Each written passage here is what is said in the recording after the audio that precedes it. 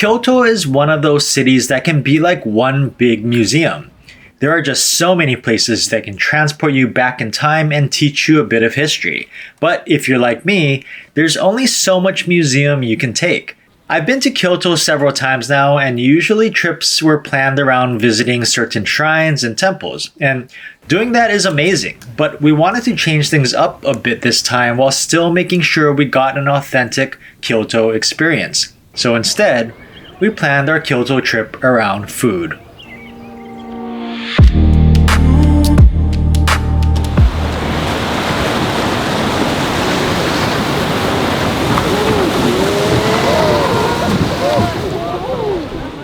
Our trip started with the Hozugawa boat ride. I've done it before with my parents, and again, it didn't disappoint. The style of boat and route dates back 400 years, and it's navigated by a crew of 3, all of whom are incredibly skilled, strong, and personable. Super relaxing, exciting, and scenic all at once.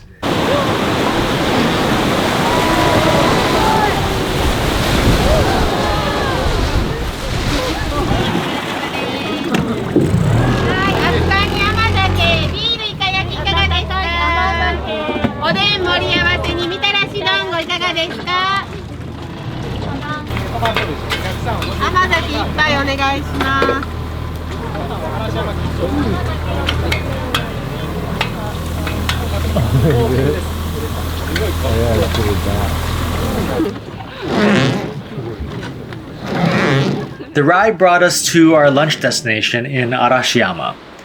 One of the foods Kyoto is known for is tofu, so we went to Tofu Matsugae. Their lunch consists of several small dishes, and a couple of my favorites were the yuba, or tofu skin, and tempura. Everything is centered around Yudofu, or tofu hot pot, which is a Kyoto dish. The one here had regular tofu and a matcha one, which was really interesting.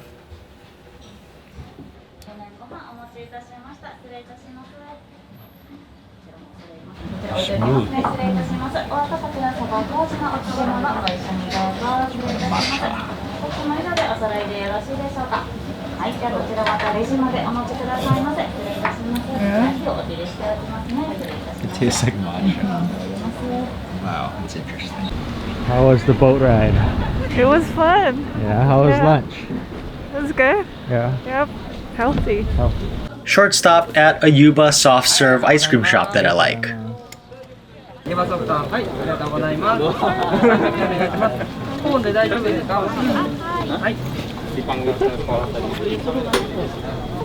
just soy milk. Better be. Okay, I guess not everyone gets excited about it. And we explored Arashiyama.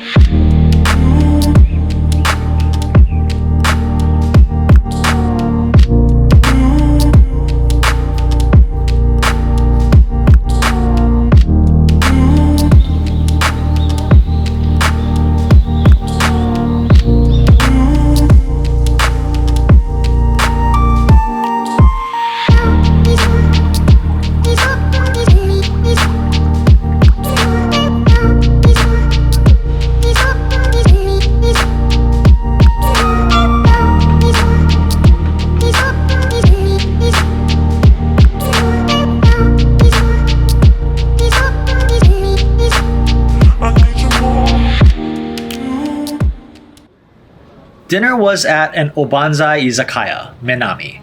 Other than tofu and matcha, I really didn't know of and had no experience really eating any other foods that were authentic to Kyoto, but I learned about Obanzai. Obanzai is a Kyoto cooking style that resembles simple, traditional home cooking in Kyoto. It requires using ingredients that are in season, and at least half of them needs to be produced or processed in Kyoto.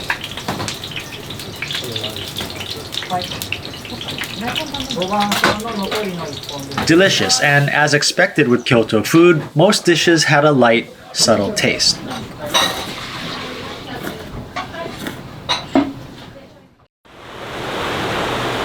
The next day we headed down to Uji for an early lunch at Nikuya Kurokawa.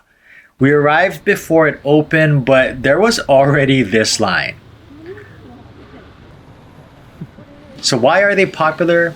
They make delicious Wagyu tataki donburis, or seared Wagyu beef on rice.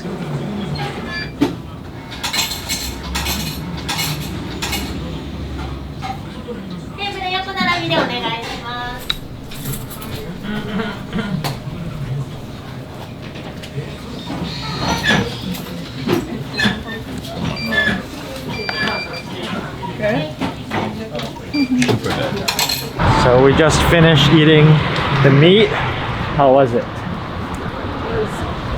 Super good. It was really good. We didn't get the marbled one because they ran out really quickly, I guess. Probably only had like 10 servings, I'm thinking. But yeah, definitely recommend it. After that ridiculously good lunch, we walked around Uji. Uji is an area known for matcha, and it's everywhere. You can even smell the tea leaves roasting in the streets.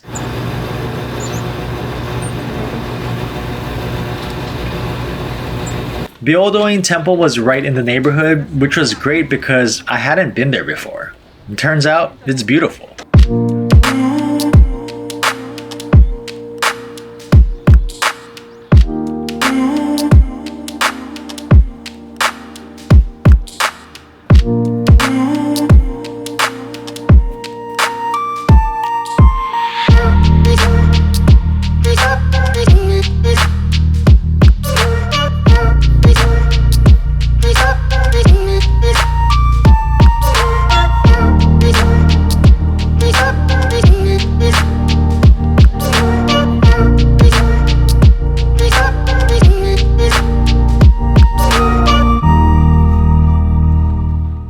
One of the main reasons we went to Uji was to go to Nakamura Tokichi, one of the more famous matcha shops and tea houses in Kyoto, and one that goes back several generations.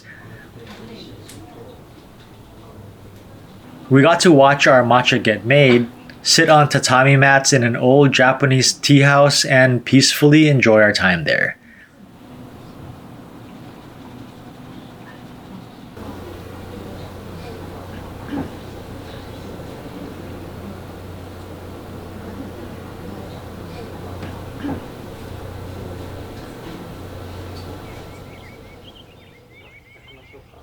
And of course, I had to buy some to take home.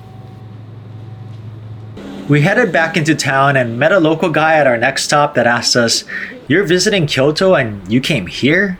Kyoto Beer Lab. It's a local craft brewery that we saw featured on TV once due to their unique tea-infused beers. I could taste the tea in it, which I found quite unique, but my wife couldn't. But you don't taste the tea? But it's good. How was the beer? It's good. Good, It yeah. was fun. Yeah, we're gonna To strangers. talking to strangers. It's a very gaijin place, lots of foreigners. Yeah. Heading over for some dinner. It's near Yasaka Shrine, but you would never find this place if you didn't know it was there. Kappo Bar is a Kappo-style restaurant in an old traditional building. Kappo is a style of high-end Japanese dining, and while this wasn't the typical omakase style, it had a limited menu and we could see and interact with the chef as he prepared our dishes. We carefully selected our cups and drank nihonshu, or sake, that was made in the area. Honestly, this dinner was really, really good.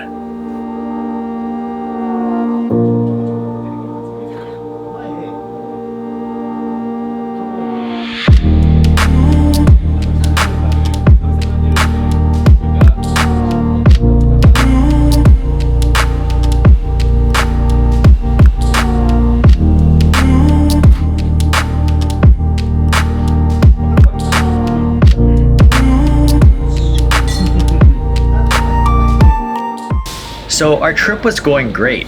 We already had some nice experiences and had some great food, and we still had another couple of days left.